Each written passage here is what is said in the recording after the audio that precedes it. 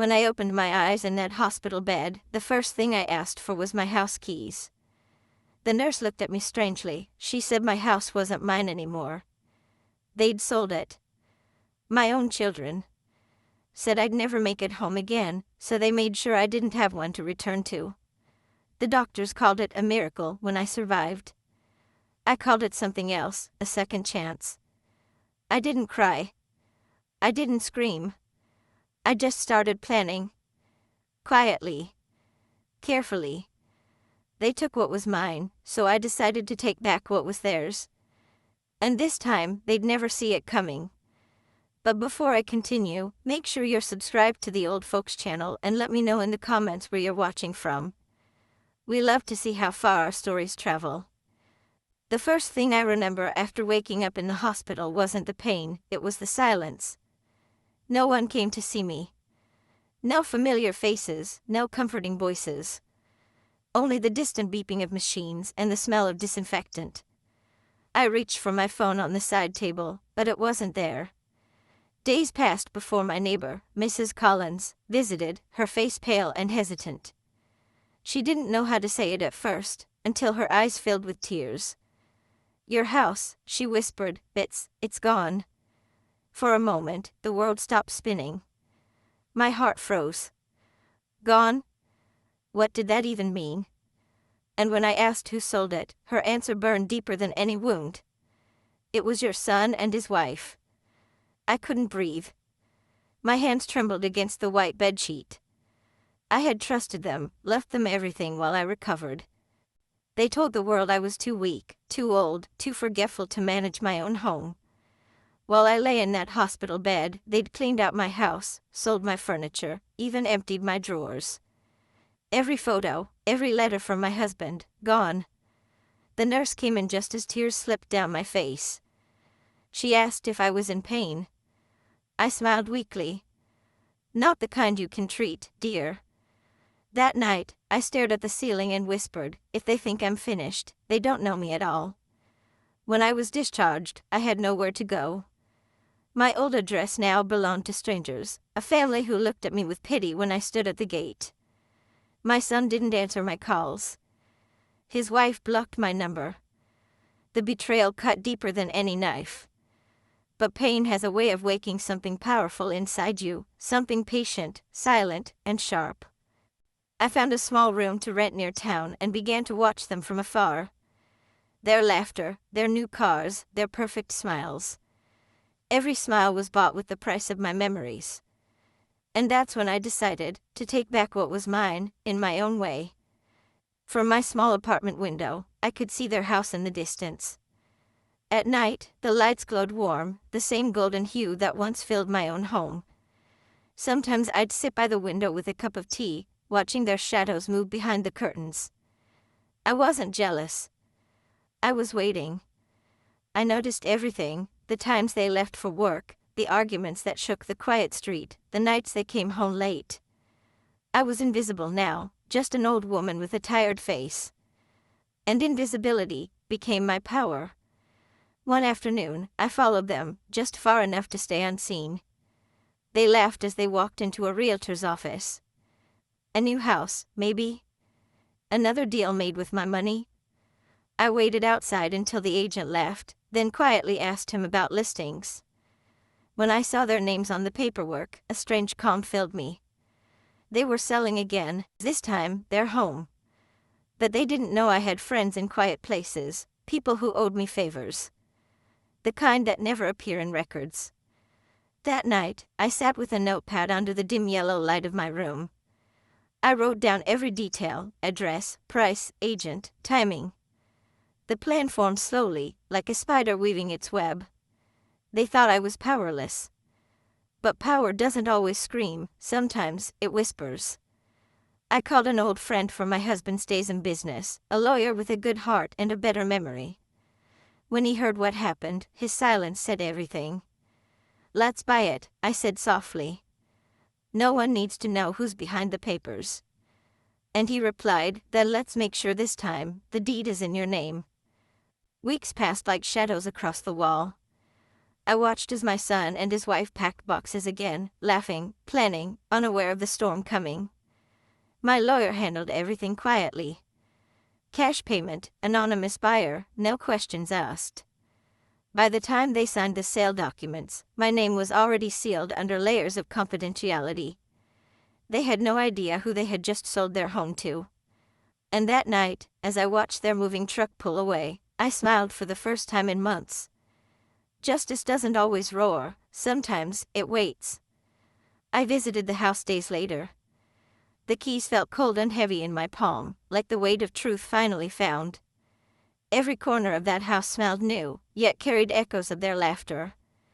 I walked through the room slowly, my footsteps soft against the tiles. In their bedroom, I found a framed photo, my son and his wife, smiling. I placed it face down on the dresser. "Let's see how it feels to lose everything you thought was yours," I whispered. But revenge, even when quiet, burns deep. I wasn't happy, not yet. There was something I needed to see, the moment they realized. So I waited for the day their moving truck returned, when they'd come to collect what they thought was still their home.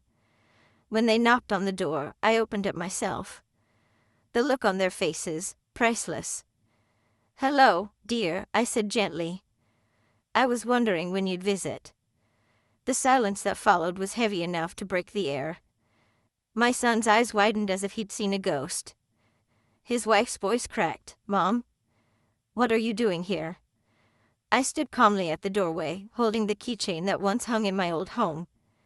"This house," I said softly, "was for sale, wasn't it?" She stammered, "Yes, but how did you?" I smiled, the kind of smile that hides both pain and power. "I bought it." The color drained from her face. My son stepped back, unable to speak. In that moment, they understood the woman they'd betrayed was no longer weak. For a long minute, no one said a word. Only the sound of the wind brushing against the porch filled the silence. "I gave you everything," I whispered. "And you sold my life for a few bills." My son tried to explain, his voice shaking. "We needed the money, Mom. You were sick." "I was healing," I cut him off. "But you decided I wouldn't make it." His wife looked away, guilt flickering across her perfect smile. I turned and walked inside, leaving the door open behind me. "Come in," I said. "Let's talk, in my house." They followed hesitantly, their footsteps echoing in the empty hallway. Every sound felt like a confession. "This place feels cold," his wife muttered. I looked around and replied softly, "It'll warm up once honesty returns." I poured 3 cups of tea, just like the old days, but the warmth was gone.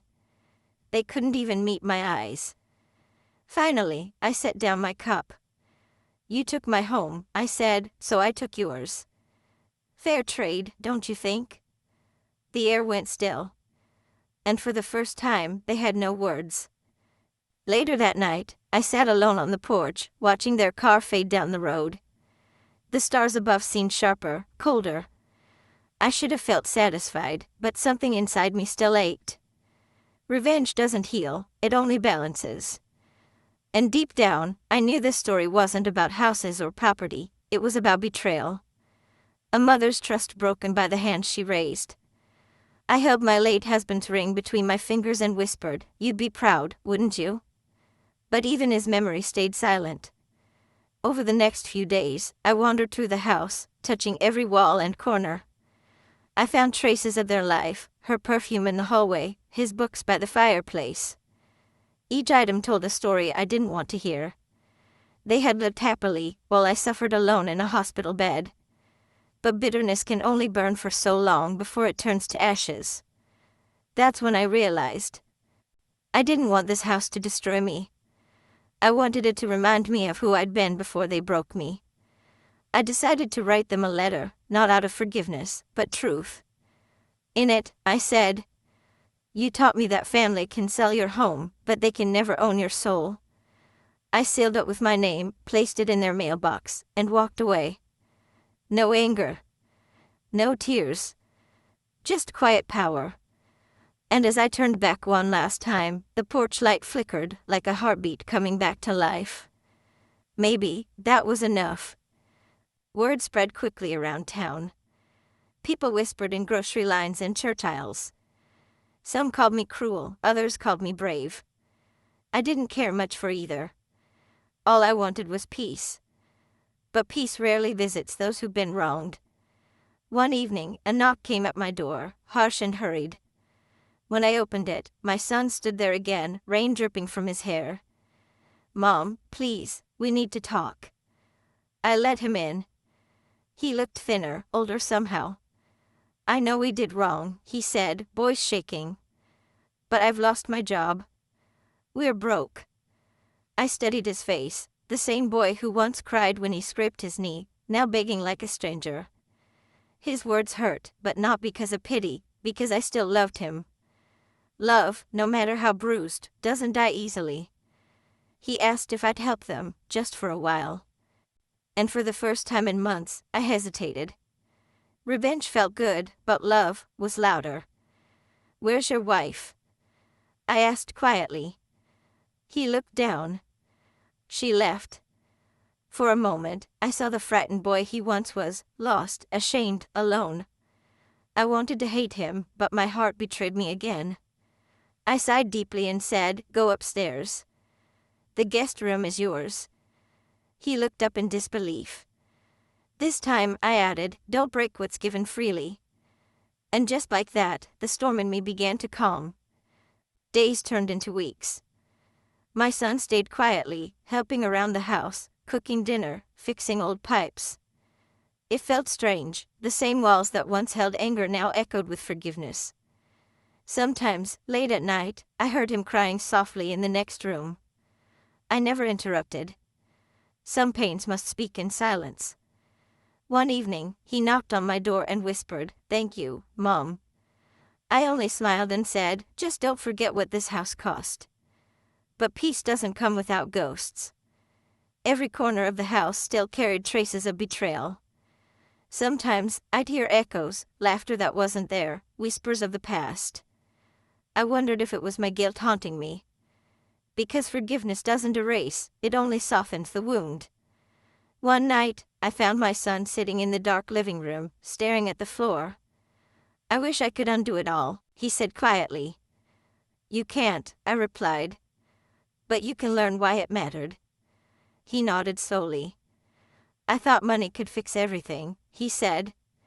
"It never does," I whispered. "It only measures what you've lost." We sat in silence, two broken people under one roof, bound not by love, but by lessons. And for the first time, I saw something in his eyes I hadn't seen before. Remorse. That was the beginning of something new, fragile, uncertain, but real. One morning, a letter arrived in the mail. No return address. Just my name, written in familiar handwriting. When I opened it, my heart skipped a beat. It was from my daughter-in-law. The words were shaky, like they were written through tears.